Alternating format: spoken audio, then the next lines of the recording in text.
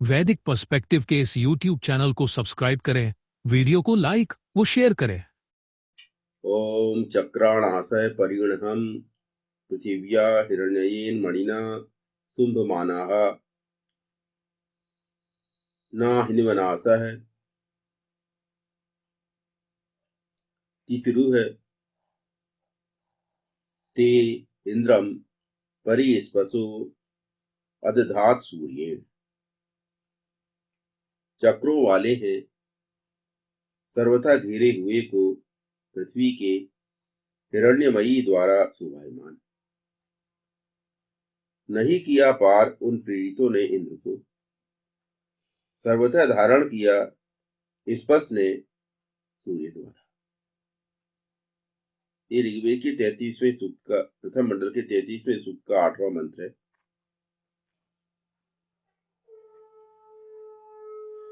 तो यहाँ उसका स्वभाव, उसकी संस्कार यहाँ कहाँ कुछ रोल अदा कर रहे।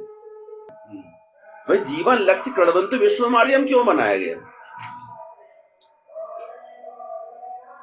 जीवन लक्ष्य में कोई ऐसी चीज आर्य शब्द में कोई लिमिट नहीं गया है, तो ये कर सकता है आदमी, तभी तो दिया गया। आदमी अपने स्थान से अपने उच्च स्थान पे जा सकता है, तभी तो वेद ने उसको लक्ष्य दिया है। वो अगर नहीं हो सकता था तो ईशान ऐसा लक्ष्य क्यों सोचते? और फिर हम इतिहास में देखते हैं कि कालिदास है ना, निपट मूर्ख थे, जिस डगाल पे बैठे थे उसी को काट रहे थे, और उसके बाद वो महाकवि कालिदास बने। वाल्मीकि डाकू थे, डाकू रत्नाकर। तुलसीदास रत्नावली के प्रेम में कितने पागल थे वो, और देखो उसके बाद में तुलसीदास बने और इतने एक ऐसे काव्य की रचना की जो कि आज तक के लोकप्रिय है। तो ये लोग सब सुधरे हैं ना। और हमारा इतिहास तो आदमी के उत्थान और पतन से भरा हुआ है। पुराण कि आदमी का उत्थान कैसे होता है, उसका पतन कैसे होता है, हमारे इतिहास में यही लिखा हुआ है। छोटी छोटी घटनाएं, बड़ी बड़ी घटनाएं। अब जैसे महाभारत में कितनी सारी घटनाओं को कवर किया गया है। एक तो बड़ा तो एक चलता ही रहा है। महाभारत में एक बड़ी कथा तो चलती रही है, उसके बीच में छोटी कथाएं अनेकों हैं। रामचरितमानस में बड़ी कथा एक अलग चली है भगवान राम की, छोटी छोटी कथाएं और है कई जो उस दौरान आई है बीच में।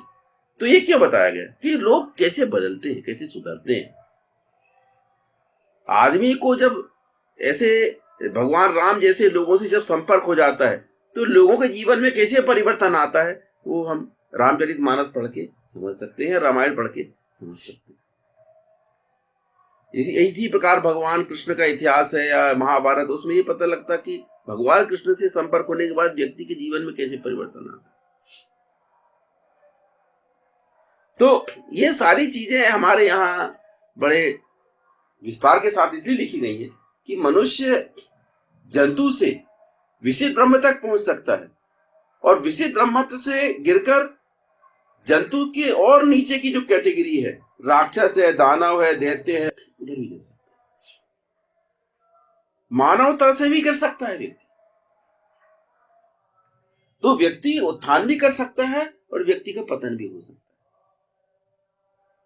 है।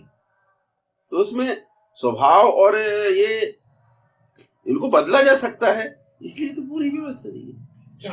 स्वभाव को न बदल सके आदमी, अपने संस्कारों को न बदल सके, तो फिर तो कोई कार्यक्रम ही फेल है। फिर तो मतलब जो जैसा रहेगा, पैदा हुआ वैसे ही रहेगा। किंतु हमारे यहाँ यही इतिहास तो है कि आदमी कैसे बदलता है, कैसे अपने अंदर परिवर्तन लाता है, और इसलिए धर्म की जरूरत है। वेद की जरूरत किस लिए? इसलिए तो कि आप अपने अंदर एक रचनात्मक परिवर्तन लाएं, क्योंकि वेद के बगैर आप रचनात्मक परिवर्तन नहीं ला सकते। तो अरे चक्र जो है, वो चक्र ऐसा नहीं कि भगवान विष्णु को मात्र सुदर्शन चक्र प्राप्त था। चक्र जो है सबको प्राप्त है, पर वो अपने आचरणों से, वो अपने ईशान की उपासना से वो वहां तक पहुंचे। और आम इंसान या लोग जो हैं वो अपने चक्रों का उपयोग नहीं करते।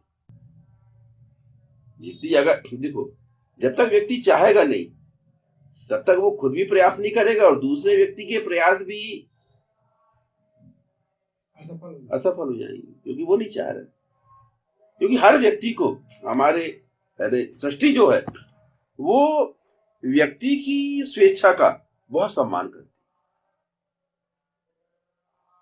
हम लोग जबरदस्ती कर देते हैं कई बार, पर सृष्टि जबरदस्ती नहीं करती।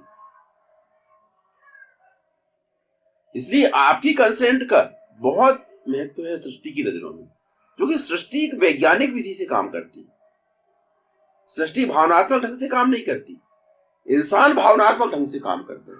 पर जो सृष्टि के नियम है, सृष्टि एक वैज्ञानिक रचना है, भावना भी नहीं। साइंस जो है वो भावुक नहीं होता।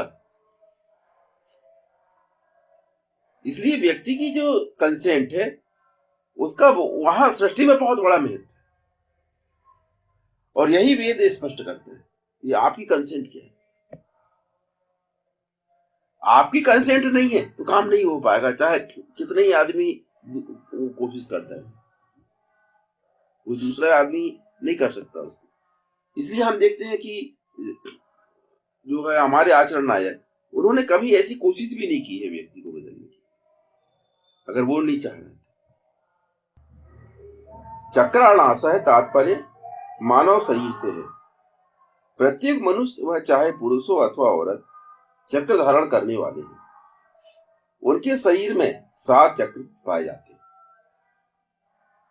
पहला मूलाधार चक्र, दूसरा स्वाधिष्ठान चक्र, तीसरा मणिपुर चक्र, चौथा अनाहत चक्र, पांचवा विशुद्ध चक्र, छठवां आज्ञा चक्र और सातवां सहस्रार चक्र। ये 7 चक्र प्रत्येक व्यक्ति के शरीर में निम्नानुसार पाए जाते हैं। पहला मूलाधार चक्र। पुरुषों में यह गुदा और लिंग के बीच स्थित होता है। गुदा और लिंग के बीच का जो स्थान है वहां मूलाधार चक्र। आप टच करोगे तो आपको ऐसा ही लगेगा कि यहाँ कुछ कड़ापन वहां महसूस होता है। तथा स्त्रियों में गर्भाशय ग्रीवा के पीछे, जहां योनि गर्भाशय से मिलती है, स्थित होता है। टांगों की जो संरचना है पुरुष और औरत में अलग अलग, तो इस हिसाब से ये मूलाधार चक्र दोनों में पाया जाता है, परंतु स्थान में पहला मूलाधार चक्र। पुरुषों में यह गुदा और लिंग के बीच स्थित होता है तथा स्त्रियों में गर्भाशय ग्रीवा के पीछे, जहां योनि गर्भाशय से मिलती है, स्थित होता है। इस चक्र के जागृत होने पर व्यक्ति के अंदर वीरता, निर्भीकता तथा आनंद का भाव, वीरता, निर्भीकता और आनंद। मूलाधार चक्र यदि जागृत होगा तो आपके अंदर उसके ये चिन्ह कि अगर वीरता का भाव है आपके अंदर, आप निडर हो, निर्भीक हो और आप स्वयं आनंदित रहने वाले, ये अगर है तो मतलब मूलाधार चक्र आपका सक्रिय है। वीरांगना, औरतें भी वीरांगना होती है, वो ही निडर होती। साहस उनके अंदर पुरुषों के अपेक्षा कितने का न होता है। स्त्री नाम द्विगुण आहारो लज्जा आपी चतुर्गुणा साहसम षड्गुणश्चैव कामः च अष्टगुणः स्मृता। ये हाथी एक अंकुश से कंट्रोल में आता है।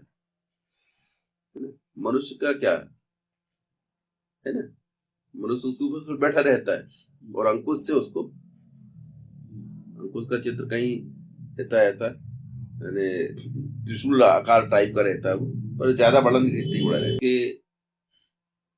6 गुना साहस और 8 गुना काम को कंट्रोल कर सकते हैं।